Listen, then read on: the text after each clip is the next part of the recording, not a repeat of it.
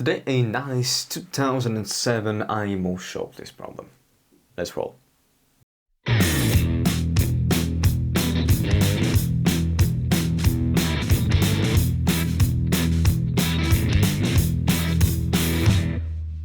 Okay guys, so today we're going to be solving a 2007 International Mathematical Olympiad problem. So we're supposed to suppose that n is a natural number and that x and y are both positive real numbers such that x to the power of n plus y to the power of n is equal to 1. We're supposed to, given those conditions, show that this beautiful product of two sums from k equal to 1 up to n of 1 plus x to the power of double decay all over 1 plus x to the power of 4 times decay multiplied by the same looking sum, however, with x changed to y, is supposed to be strictly less than 1 over 1 minus x multiplied by 1 minus y. So how the hell are we supposed to solve this problem? Well, this product of the sums looks just about awful, so I would never think of doing this one by induction, even though we have, like natural n here, and it might seem like a good idea to try and do it by induction. The problem is that, well, just try to imagine relating the sum up to n plus first term to the sum up to the nth term, and then just multiply those sums together and try to, prove that all of this stuff is gonna be a decreasing sum. It would be just about awful. Or maybe just imagine that you were trying to sharpen the statement on this one. It would be a mess. So maybe something like a Cauchy-Schwarz inequality. I mean, we have a product of sums there, and well, Cauchy-Schwarz is basically about multiplying sums together. The problem is that we are multiplying, when we're multiplying sums and we apply a Cauchy-Schwarz inequality to that product, we will get a lower bound for this product, and we're not quite really looking for a lower bound. We're looking for an upper bound, actually a strict upper bound for this product. So that is not the best idea, I think. However, I have an idea. I have a rather good idea, I think. What if we managed to get some kind of an explicit upper bound for those expressions here inside of those sums, and then just kind of sum over all of those explicit bounds as k goes to n, and then, just multiply those explicit bounds summed up together, and maybe it will be easier to prove that that product of those explicit bounds summed together is strictly less than 1 minus 1 minus x, 1 over 1 minus x times 1 minus y, or maybe it's going to be less than or equal to it, or maybe it will actually be equal to it. No idea. But, well, okay, this is a nice thing to do, but how the hell are we supposed to get any kind of an upper bound for the expression 1 plus x to the power of double decay or all over 1 plus x to 4 times decay? Well, how? Well, first of all, maybe let's try and think of some two polynomials, let's say, such that when those two polynomials are multiplied together, the resulting new polynomial will consist of all of those terms that we have here in this quotient. Yes? So this 1 plus x to the power of double decay and the 1 plus x to the power of 4 times k. Maybe we'll just drop these k's right there because they don't really do much here. And so we would like to, well, yeah, find those kinds of polynomials. But what polynomials are we looking for? Well, you could try and play and, guess and check for a little bit, for a little while, but I'm not going to be wasting your time here. I'm just going to give you the straightforward answer. That's going to be 1 minus t multiplied by 1 minus t cubed.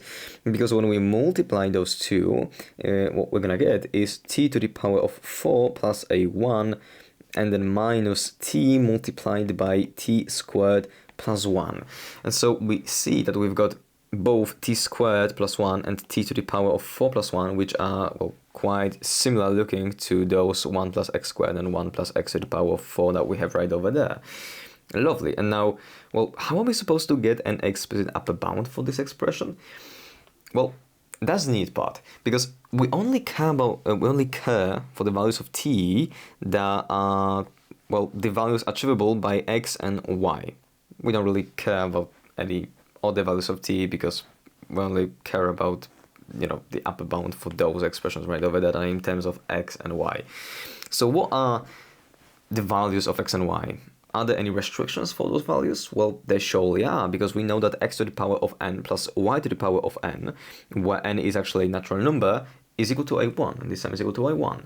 And we know that x and y are both positive real numbers. Well, that means that both x and y are between 0 and 1 without taking in 0 or 1 into this interval. So x and y are between 0 and 1. Yeah. However, if x and y are only between 0 and 1, then the value of t between 0 and 1 is also the only value of t that actually, well, we do care about in the first place. So let's try and see what kind of an upper bound we will be able to get for this expression where t is between 0 and 1, or whether we will at all be able to get any kind of an upper bound for this expression. Okay, so, well, we know that whenever t is between 0 and 1, those two parenthesized expressions are positive. Because, well, if t is less than 1 and greater than 0, we know that 1 minus t is going to be greater than 0. And so that 1 minus t cubed is going to be greater than 0. Awesome. And so we know that this entire thing is going to be actually greater than 0. Okay, I mean, it's still something, still some kind of a bound. I mean, it's a lower bound, but I don't really care. It's a bound. So let's try and work it out. Well, we could, for example, try and move this negative t times t squared plus 1 to the right-hand side. Maybe we'll get something out of it. So let's try and do it. We'll get, after doing that, t to the power of 4 plus 1 being greater than t multiplied by t squared plus 1. Well, okay, now it's getting interesting, because there is no problem for us to just go on and divide the entire inequality by t squared plus 1. It's never going to be negative. It's never going to be 0, because, well, in reals, I guess. And so we're going to get that t to the power of 4 plus 1 all over t squared plus 1 over t squared plus 1 is going to be greater than a t. But, well, this expression is quite similar to the one we want to prove an upper bound on, we want to find an upper bound on. Let's just take the reciprocal on both hand sides. This looks like a plus, not a t. Let's just take the reciprocal on both hand sides. We're gonna get that t squared, or maybe I will write it in this way, 1 plus t squared all over 1 plus t to the power of 4 is gonna be strictly less than the reciprocal of t. Well, that's awesome, because you see that those two expressions are literally the same. The only difference is that here we've got this expression in terms of t and here in terms of x, but there is no like a huge difference apart from that. Awesome, because now what we can do is manipulate and use this inequality to our advantage a little bit.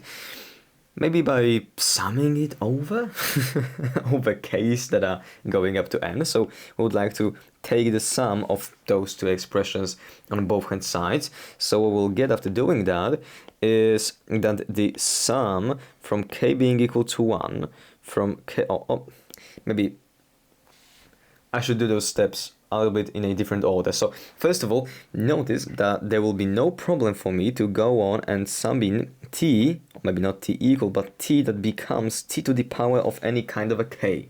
Yeah? There is no problem in doing that. Where k is a natural number, that is actually pretty important important thing, yeah? So where k is a natural number. And so this means that 1 plus t to the power of double any kind of a k plus 1 plus t to the power of 4 times any kind of a k is going to be less than 1 over t to the power of any kind of a k. Well, that's awesome, because this thing right here is literally the same thing we've got right over there and right over there, but, well, in terms of t, not y or x. But now we can just go on and sum over those expressions on both hand sides of this inequality, resulting in the following inequality. We'll have the sum from k equal to 1 up to n of 1 plus t to the power of double the k all over 1 plus t to the power of 4 times the k is less than the sum from k being equal to 1 up to n of 1 over t to the power of k. Well, Why does this one hold? Just think about it. For every single iteration of k, this inequality is going to hold. I mean, this guy on the right hand side is going to be spitting out at every single iteration, at every single intricate step, is gonna spit out a number that's greater than the number that the guy on the left hand side spits out. And so the overall sum of all of the stuff that the guy on the right hand side spit out, oh, actually you probably see right here, is gonna be greater than all of the some stuff that the guy on the left hand side spit out throughout the entire process. Okay, awesome. And so we pretty lovely got an upper bound for the expression that we've got right here for those two sums. We've got an explicit upper bound for those two. I mean, not quite, it's still a sum from k equal to 1 up to n of some expression, but the nice thing is that we can pretty nicely manipulate this sum. I mean, there is a pretty nice formula for this sum, because this is a geometric series, and there is actually some, I believe I proved it in one of like all the induction videos on this channel, that the sum from k equal to 1 up to n of any kind of an a to the power of k is going to be equal to a to the power of n plus 1 minus an a all over a minus 1. And so we can just go on and use this formula to our advantage in this problem statement, getting that this sum from k equal to 1 up to n of 1 over t to the power of k is going to be equal to, well, 1 over t to the power of n plus 1 minus 1 over t to the power of n, or yeah, 1 over t to the power of n, all over, is it going to be to the power of n? No. It's going to be just a t. All over what? All over 1 over t minus 1. But, well, this expression is not the best looking I've ever seen, so maybe let's try and multiply both the denominator and the numerator of this fraction by a t to the power of n plus 1 to just get rid of those awfully looking fractions everywhere. Lovely. So what we're gonna get then is, well, here we're going to get 1 minus t to the power of n, and on the bottom hand side we're going to get t to the power of n minus t to the power of n plus 1. Okay, but I would actually like to rewrite this expression as 1 minus t to the power of n all over, well, t to the power of n times 1 minus t. And why did I do that? You see this 1 minus t right over there in the denominator looks pretty similar to this 1 minus x and 1 minus y here in the denominator of the upper bound we're supposed to prove for this product of sums from the original inequality. Okay, so maybe now that we've, well, found some kind of explicit upper bound for this entire sum, we could use this to finish off our original problem. Let's try and do it. So copying, because I'm too lazy to rewrite that once again, this product of sums we had in the original inequality, we will get that. This right here, I'm gonna maybe underline it in green so we know what I'm doing here. This is gonna be less than the product of upper bounds for those two sums multiplied together. A product. If I said a product before, I shouldn't have said multiplied together afterwards. But I'm not good at English or math either. It's whatever. So the first underlined sum is gonna be less than 1 minus x to the power of n all over x to the power of n times 1 minus x. Lovely. And now the second sum, so maybe I will underline it, I don't know, maybe in red, because why not? So in red that's gonna be the 1 minus y to the power of n all over y to the power of n. That's 1 minus y. Oh, awesome. Okay, so now the problem is that it doesn't quite look like the upper bound we're supposed to prove on it. But wait. Wait, mate. We know that x to the power of n plus y to the power of n is equal to a 1. Well, what does that mean? It means that both x to the power of n is equal to 1 minus n and y to the power of n is equal to 1 minus x to the power of n hold. So we can just go on and apply those equalities here to see that this 1 minus y to the power of n will cancel out with this x to the power of n here, and this 1 minus x to the power of n right there is going to cancel out with this y to the power of n over there. And so now, because I took a little bit too much space with this thing, or maybe I will just move it here to the bottom side of the equation, we will get that this is equal to exactly 1 over 1 minus x multiplied by 1 minus y, which is exactly the inequality we were supposed to prove. Okay, so once again, what did we do here in this problem?